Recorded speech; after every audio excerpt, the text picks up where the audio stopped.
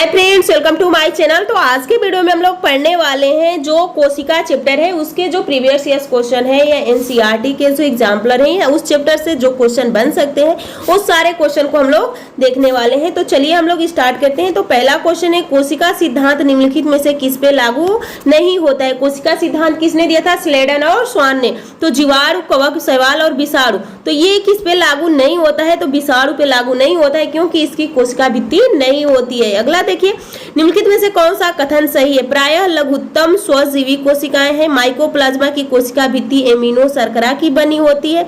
यानी जो विषाणु सम एकल तंतु आरएनए अणु से बने होते हैं। अगला ऑप्शन दिया है, रिक्टेशिया की कोशिका भित्ति नहीं होती है। तो यहाँ पे आपसे पूछा है, सही पूछा है, तो यहाँ प्रायः पूछ दिया है तो इसलिए ये गलत हो जाएगा। इसमें कोशिका भित्ति होता ही नहीं है। विषाणु सम एकल तंतु आरएनए अणु के बने होते हैं, तो ये आपका सही हो जाएगा। अगला क्वेश्चन देखिए, कोशिका प्रक्रियात्मक यानी फंक्शनल क्रियाओं का नियंत्रण कौन करता है? तो यहाँ पे आपका ये सही हो जाएगा, न्यूक्लियस जो केंद्रक होता है। केंद्रिका का कार्य है राइबोसोम को बनाना। जीव द्रव्य प्रोटोप्लाज्म पाया जाता है। सूत्रकणिका माइटोकॉन्ड्रिया है जो कि ऊर्जा का निर्माण, एटीपी का निर्माण करती है। अगला क्वेश्चन देखिए, अगला क्वेश्चन क्या पूछा गया है? पौधों में कोशिका भित्ति का निर्माण करने वाली जटिल कार्बोहाइड्रेट को क्या कहा जाता है? तो ये आप लोग का हो जाता है सेलुलोज। यानी जो प्लांट होते हैं उनकी कोशिका भित्ति किसकी बनी होती है? तो यहाँ पे सेलुलोज की बनी होती है। कवक की काइटिन की बनी होती है। नाभिक के अलावा कोशिका के किस कोशिकांग में डीएनए होता है? तो डीएनए एक तो आप लोग के प्लास्टिड में होता है और एक हो जाता है माइटोकॉन्ड्रिया के अंदर हो जाता है। तो यहाँ पे आप ऑप्शन देख सकते हैं। तो सही ऑप्शन आपका हो जाएगा यहाँ पे माइटोकॉन्ड्रिया। अगला देखिए, शरीर में लगी चोट की मरम्मत के लिए किस प्रकार के सेल विभाजन का प्रयोग किया जाता है? यानी जब शरीर में चोट लगती है तो अर्धसूत्री तो होगा नहीं, असूत्री होगा नहीं, तो बचा कौन? समसूत्री विभाजन। तो सही ऑप्शन यहाँ पे आप लोग का हो जाता है केवल समसूत्रण, केवल अर्धसूत्रण। माइटोसिस या मियोसिस दोनों, न समसूत्रण और न अर्धसूत्रण। तो सही ऑप्शन आपका हो जाएगा ऑप्शन ये, यानी समसूत्री विभाजन। अगला क्वेश्चन देखिए, यहाँ पे मिलान करना है, तो आपको मिलान करना है। तो यहाँ पे ऑप्शन दिया है कोशिका भित्ति और एटीपी। तो कोशिका भित्ति किसकी बनी होती है? पौधों की कोशिका भित्ति होती है। और एटीपी सूत्रकणिका, यानी एटीपी का निर्माण कहाँ होता है? तो एटीपी का निर्माण आपके माइटोकॉन्ड्रिया में होता है। तो ए का आप लोग का सही हो जाएगा बी, और आपका यहाँ पे सी का सही हो जाता है डी, यानी सूत्रकणिका में। अगला क्वेश्चन देखिए, अगला क्वेश्चन क्या पूछा गया है? निम्न में से सुमेलित कीजिए। तो यहाँ पे भी आपको मिलान करना है। तो लाइसोसोम को क्या कहते हैं? आत्महत्या की थैली कहते हैं। डीएनए कहाँ पाया जाता है? गुणसूत्र में। माइटोकॉन्ड्रिया को पावर हाउस कहा जाता है। तो आप देख सकते हैं ऑप्शन बी सही हो जाएगा। चलिए अगला क्वेश्चन देखते हैं। यहाँ पे ऑप्शन आपका सी सही हुआ था। चलिए अगला क्वेश्चन देखते हैं। अगला क्वेश्चन क्या पूछा गया है? साधारण मानव में गुणसूत्र की संख्या कितनी होती है? तो यहाँ पे आप लोग का 46 हो जाती है, लेकिन ये जोड़े में होती है। अगर सिंगल पूछे तो 23 जोड़ी हो जाती है। अगला क्वेश्चन देखिए, अगला क्वेश्चन क्या पूछा गया है इसमें?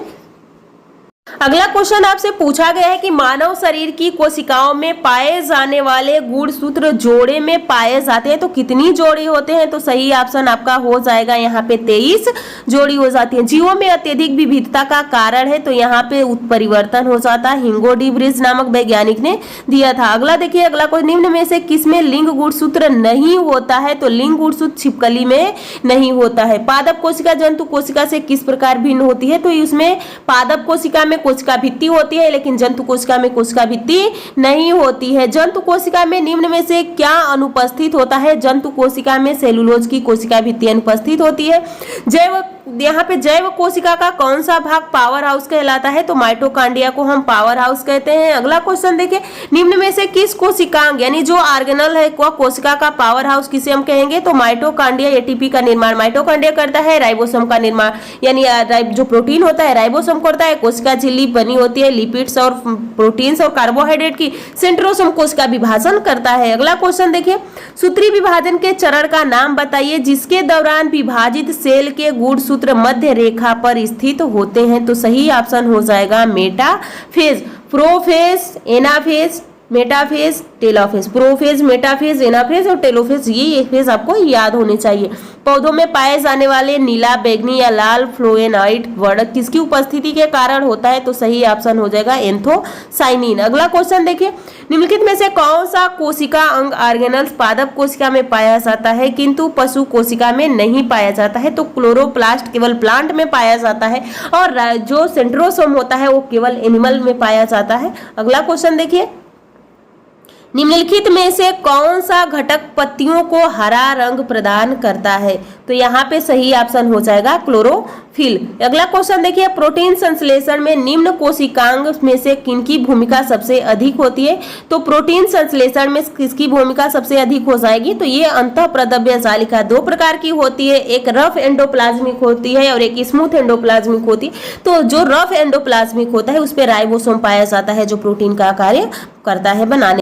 तो यहाँ पे आपका दिया हुआ है ऑप्शन, आपसे पूछा गया है कि बताइए इसमें से कौन सा सही है। तो यहाँ पे आपका चारों ऑप्शन सही है। अगला क्वेश्चन देखिए, अगला क्वेश्चन क्या पूछा गया है? अगला क्वेश्चन कहा गया है निम्नलिखित में से कौन सा कथन प्राणियों में स्तंभ कोशिकाओं के प्रत्यारोपण के संदर्भ में असत्य है, यानी यहाँ पे गलत पूछा हुआ है। तो ये प्राणी में जीवन भर स्वयं गुणन करती है, ये अंगों को क्षतिग्रस्त ऊतकों की मरम्मत करती है, ये एक या अधिक प्रकार की विशेष कोशिकाओं को बनाने की क्षमता रखती है, ये केवल भ्रूण में पाई जाती है। तो यही आप लोग का गलत हो जाएगा। अगला क्वेश्चन देखिए, अगला क्वेश्चन क्या पूछा गया है? प्रक्रमित कोशिकाएं मृत्यु की कोशिकाओं और आणविक नियंत्रण को कहते हैं। तो यहाँ पे सही हो जाए अपोप्टोसिस। तो आज की क्लास यहीं पे समाप्त करते हैं। नेक्स्ट वीडियो में बाकी के क्वेश्चन पे डिस्कशन करने वाले हैं। तो आप लोग वीडियो को लाइक, चैनल को सब्सक्राइब कीजिएगा, कमेंट करके जरूर बताइए कि इसमें से आपके कितने क्वेश्चन